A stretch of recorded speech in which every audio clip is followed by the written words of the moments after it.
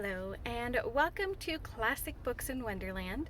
My name is Jenny and I am so glad you have joined me here. I owe all of you, or at least those of you who have been following along for some time now, an apology. It has been quite a while since I've done a video.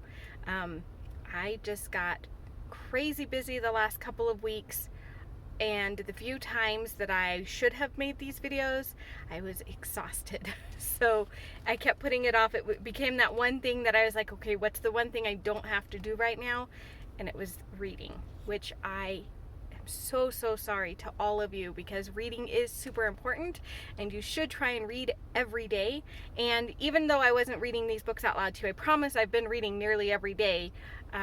But a lot of it has to do with research and stuff for another project that I have. So I just wanted to say how sorry I am that I haven't uploaded a video in, I think, 2 weeks maybe it's been since the last one. But we are back at it, and we are still working through Alice's Adventures in Wonderland, which was written by Lewis Carroll. We are currently on chapter 10 of the story, and that would be the Lobster Quadrill. The Mock Turtle sighed deeply and drew the back of one flapper across his eyes. He looked at Alice and tried to speak, but for a minute or two, sobs choked his voice. "Same as if he had a bone in his throat," said the Griffin, and it set to work shaking him and punching him in the back. At last the Mock Turtle recovered his voice, and with tears running down his cheeks, he went on again. "You may not have lived much under the sea." "I haven't," said Alice. "And perhaps you were never even introduced to a lobster." Alice began to say, "I once tasted," but checked herself hastily and said, "No, never." "So you can have no idea what a delightful thing a lobster quadrille is." No, indeed," said Alice. "What sort of a dance is it?" "Why," said the Griffin, "you first form into a line along the seashore." "2 lines," cried the Mock Turtle. "Seals, turtles, salmon, and so on. Then, when you've cleared all the jellyfish out of the way—" "That generally takes some time," interrupted the Griffin. "You advance twice. Each with a lobster as a partner," cried the Griffin. "Of course," the Mock Turtle said. "Advance twice, set to partners. Change the lobsters and retire in the same order," continued the Griffin. "Then, you know," the Mock Turtle went on, "you throw—" "The lobsters!"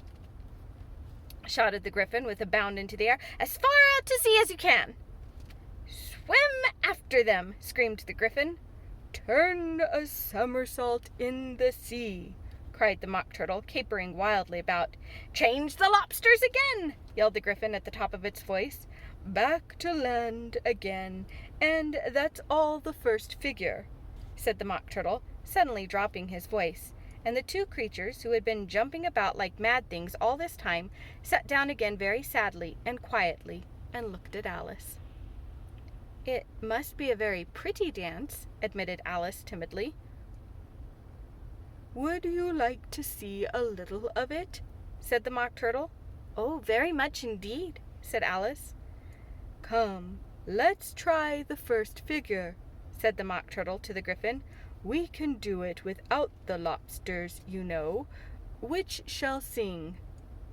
"Oh, you sing," said the Griffin. "I've forgotten the words." So they began solemnly, dancing round and round, Alice every now and then treading on her toes, so that when they passed too close, and waving their forepaws to mark the time, when the Mock Turtle sang this very slowly and sadly. "Will you walk a little faster?" said a whiting to a snail. "There's a porpoise close behind us, and he's treading on my tail. See how eagerly the lobsters and the turtles all advance.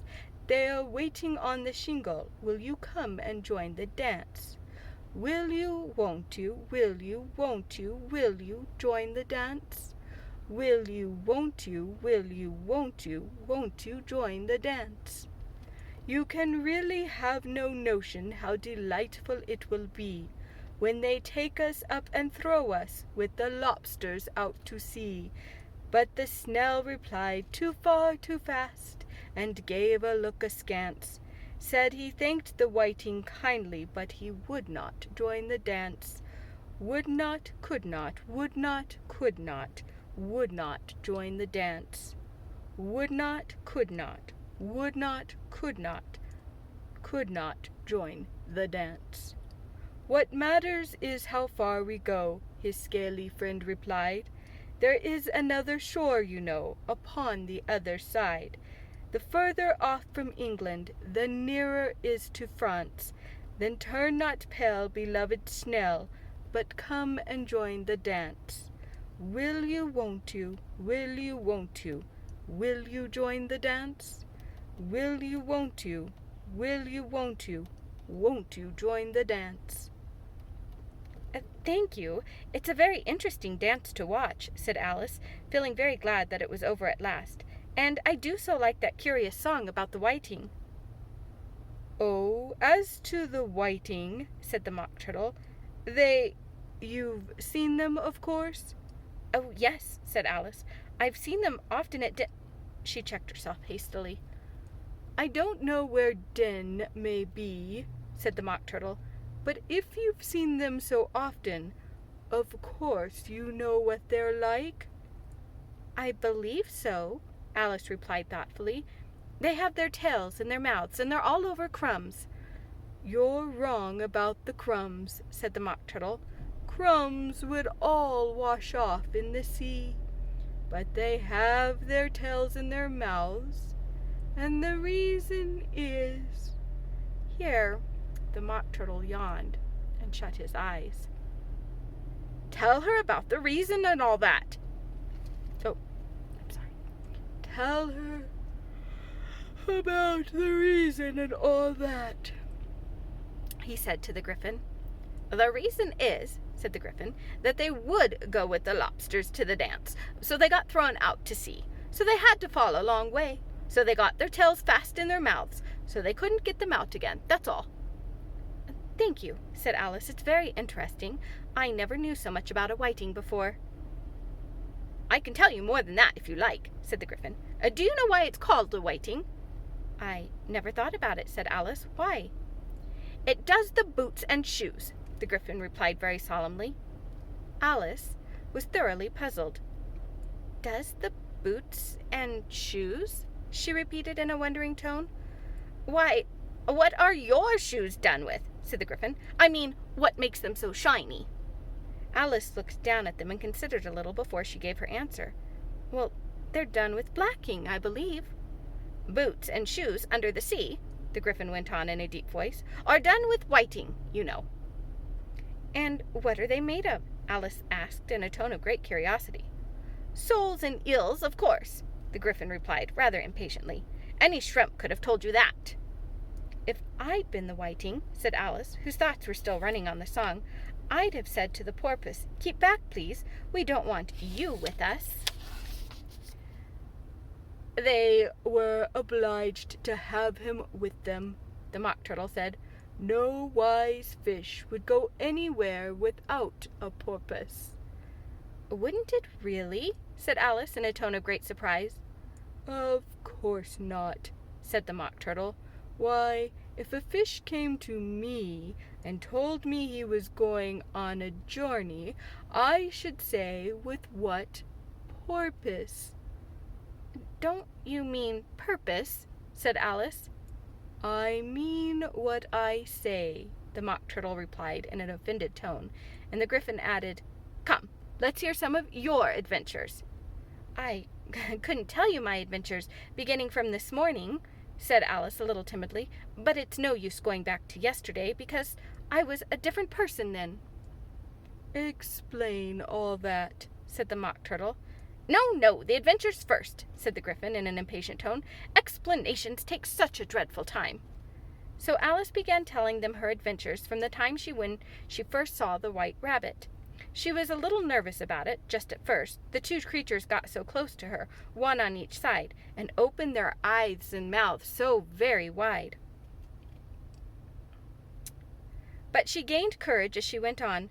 Her listeners were perfectly quiet till she got to the part about her repeating, "You are old Father William," to the caterpillar, and the words all coming different, and then the Mock Turtle drew a long breath and said, "That's very curious." "It's all about as curious as it can be," said the Gryphon. "It all came different," the Mock Turtle repeated thoughtfully. "I should like to hear her try and repeat something now. Tell her to begin." He looked at the Gryphon as if he thought it had some kind of authority over Alice. "Stand up and repeat, 'Tis the voice of the sluggard,'" said the Gryphon. How the creatures order one about and make one repeat lessons, thought Alice. I might just as well be at school at once. However, she got up and began to repeat it, but her head was so full of the Lobster Quadrill that she hardly knew what she was saying, and the words came very queer indeed. "'Tis the voice of the lobster," I heard him declare. "You have baked me too brown, I must sugar my hair. As a duck with his eyelids, so he with his nose trims his belt and his buttons, and turns out his toes. When the sands are all dry, he is gay as a lark, and will talk to the contemptuous tones of the shark. But when the tide dries and sharks are around, his voice has a timid and tremulous sound." "That's different from what I used to say when I was a child," said the Gryphon. "Well, I never heard it before," said the Mock Turtle, "but it sounds uncommon nonsense." Alice said nothing. She had sat down with her face in her hands, wondering if anything would ever happen in a natural way again. "I should like to have it explained," said the Mock Turtle. "She can't explain it," said the Gryphon hastily. "Not with the next verse." "But what about his toes?" the Mock Turtle persisted. "How could he turn them out with his nose, you know?" "It's the first position in dancing," Alice said, but she was dreadfully puzzled by the whole thing and longed to change the subject. "Go on with the next verse," the Gryphon repeated. "It begins, 'I passed by his garden.'" Alice did not dare disobey, though she felt sure it would all come wrong, and she went on in a trembling voice. "I passed by his garden, and marked with one eye how the owl and the panther were sharing a pie. The panther took pie crust and gravy and meat, while the owl had the dish at its share of the treat. When the pie was all finished, the owl as a boon was kindly permitted to pocket the spoon, while the panther received knife and fork with a growl, and concluded the banquet by—" "What is the use of repeating all that stuff?" the Mock Turtle interrupted. "If you don't explain it as you go on, it's by far the most confusing thing that I have ever heard." "Yes, I think you'd better leave off," said the Gryphon, and Alice was only too glad to do so.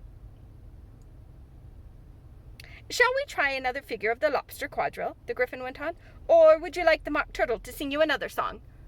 "Oh, a song, please, if the Mock Turtle would be so kind," replied Alice, so eagerly that the Gryphon said in a rather offended tone, "Hem! No accounting for taste. Sing her turtle soup, will you, Oddfellow?"